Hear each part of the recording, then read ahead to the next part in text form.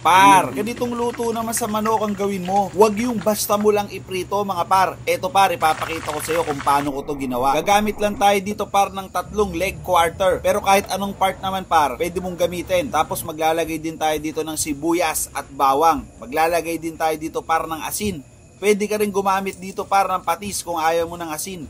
Tapos maglalagay din tayo dyan par ng paminta, 1 tablespoon ng toyo or ng liquid seasoning. Kahit ano sa dalawa par, pwede. Maglalagay din tayo ng around 1 cup ng ketchup. Kahit anong brand ng ketchup par, pwede yan. Pasok na pasok yan par. Maglalagay ka din ng tubig, tamang-tamang tubig lang par, para makuberan lang yung ating manok kasi papakuluin natin to par. Ayan par, tatakpan ko na yan. Papakuluan ko na yan par ng mga 10 minutes each side par.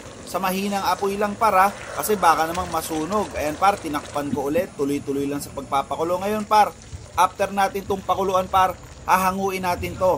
Ang gagawin natin dito par, i-air dry natin to ng 1 oras.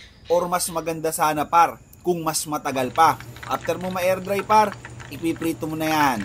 Siguro mga around 5 minutes each side ang pagprito natin dito par.